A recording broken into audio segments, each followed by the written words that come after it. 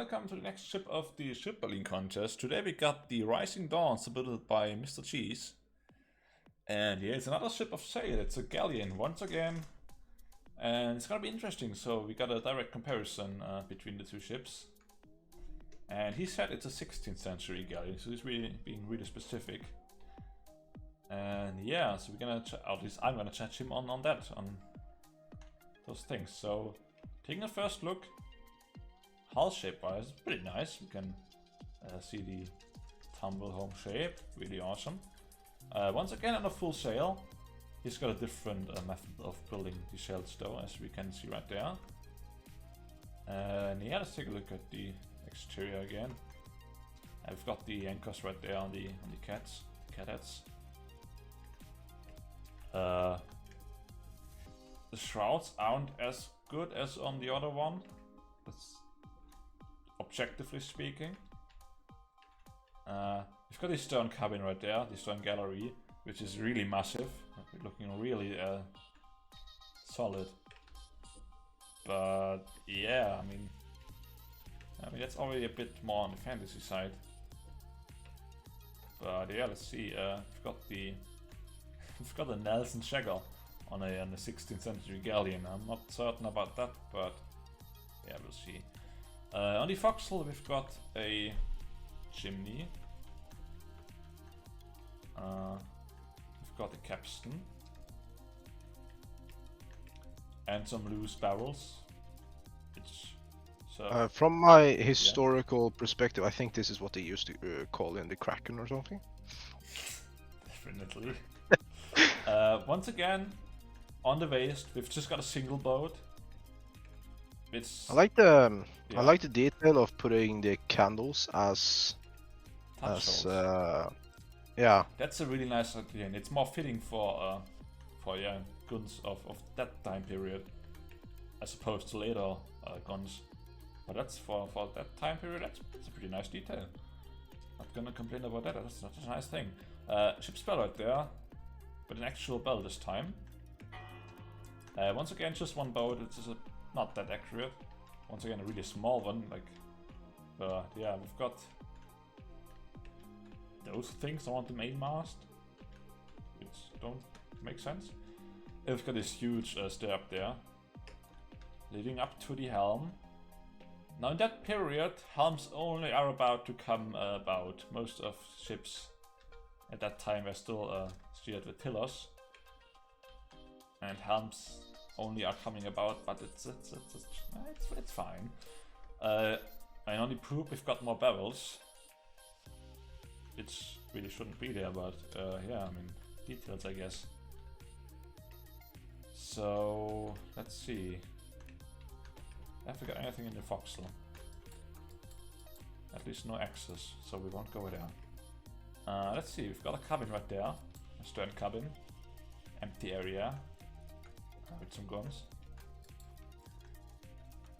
And we've got a huge table. I mean, that's a dining table, that's fine. And we've got a lot of bookshelves. Now, we are at a time in the 16th century where books are still an expensive thing. Not as expensive as some people might want you to believe, but they're still expensive.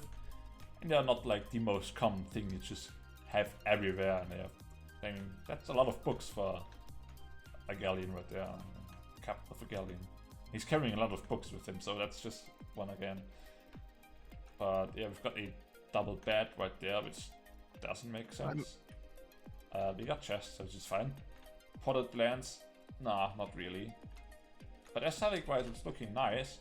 It's just not, I mean, if I look at this picture right there, this is looking like a nice little cozy, maybe it's just a house, you know, just a house, modern house.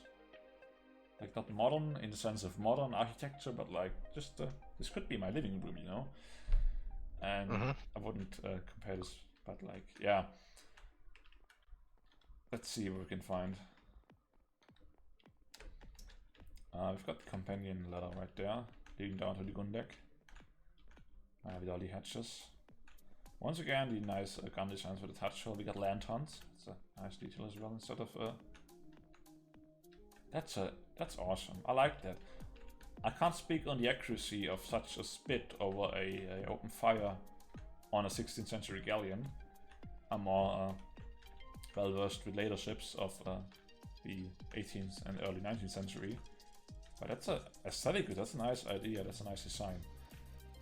We've got a border top right there. And in the Foxhole we've got access to the heads, which is nice as well. Yeah. Now let's take a look what else we can find down here. We've got a room. This could be the powder magazine, I don't think it is, but there should be a reason why this thing is all locked up. We've got a table right there, common hands, for the common hands, just a crew mesh table. And what else have you got down here? Just dead space.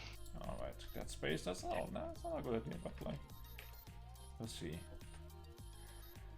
Now let's take this hatchway onto the orlop, where we've got a stores room with barrels. I mean, and we've got a sales room, that's a nice thing. We've got a room where all the sails are being stored, sales and rigging room. That's a nice detail, I like that. That's another thing the other galleon was missing. Huh. But yeah. We've got another sort of tables. Oh, we've got bunk beds. That's a huge minus point. It's very comfy compared to the other one. Comfy and less realistic. There's a lot of there's a lot of room. Room that would be. I would like to see it a bit more crammed, maybe. Room that could be used on a ship of such size. You would use everything you have. You would use all the room. Yeah. You wouldn't have so much dead space. And we've got another huge storeroom with a lot of barrels right there. Might be the bread room. At least we've got them missing right there. Can see them going all the way through the ship, the masts. But yeah, you wouldn't have bunk beds, you would just have hammocks for the common hands and cots. So anyways, what's with the gravel in the floor? That's a nice detail. Also a realistic detail, that's the ballast. So that's a nice detail we got right there, which we also missed on the other one, I believe. Yeah, there's no hole. If this is the orlop, where's the hole? There should be the hole below the orlop. So he didn't build a proper hole, he just did his storerooms. It's filled with gravel. That's just one block deep as well, so that would be fine if this wouldn't just, you know. But I believe we saw everything on the interior. Yeah, I think so. So yeah, let's go outside again. And then we can get started with the judgment. So yeah, exterior wise, as I said, the hull shape's really nice as well. Nice humble home. The prow right there as well as the bowsprit is nice as well, at least. I mean, it's still a bit short, the bowsprit, but that's fine. I mean, better than the other one. But yeah, you know the reasons for that. No, I'm not a huge fan of the rig as he did it without the fences connecting. I prefer if those fences connect. That's a personal thing. Of course, there's people doing it like this. There's people doing it with connected fences like I do. There's people doing it with like other things like glass paints or something like that, or buttons. But that's fine. I'm just not a personal fan of it, of those unconnected fences. Yeah, he's missing some of the stays. And this huge cabin, this massive block right there of sandstone, I'm not a huge fan of either. But overall, it's a decent exterior, so I'll give it a 7. Yep. So what about you? Yeah, for me, personally, the exterior for me looks excellent. It's what I would expect from a pirate ship like this. I mean, a sail ship of this era. So yeah, I'll give it a 7 or 8 actually. Yeah. 8, all right. So on the interior, I'm quite disappointed at a lot of things, as you already saw me.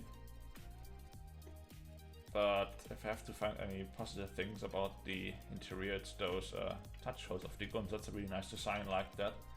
But then again, the negative points, they overweigh. We've got no powder magazine. We've got no proper hold. We've got bunk beds. And many more things. So as harsh as it sounds, I will only give it 4 points for the interior. Yeah, as I said in an earlier judgment of this type of ship, this is not my area of expertise, but yeah, for me, I feel like these ships from this era was the interior was probably a lot more crammed and stuff like that, so I feel it was a bit too spacious inside. I also like to touch with the candles as satchels. But yeah, I'll give it a I'll give it a 7. A 7, alright. Yeah. So, realism wise, you already heard me complain about a few things. Once again, plus points on realism. The rig, the sails are pretty nice. The tumble home is realistic. I like the tumble home shape of the hull. Those touch holes, as we said multiple times by now, of the guns are pretty nice. We've got at least one boat, at least we got one, of course there should be more. We've got a helm, which is, it's fine. But then again, a lot of negative things in the interior when it comes to realism. But I'll just give it I'll give it a 5 for realism. Yeah. Yeah. Again, me for realism, I'll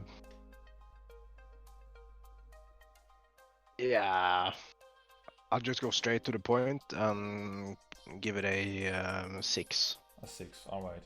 So Yeah. originality, of course, on its own, it's a really original idea. Once again, as we said in an earlier video, there's not that many sailing ship builders. And it would be unfair to give him less points just because it's the second sailing ship of the exact same ship type. It's a galleon once again.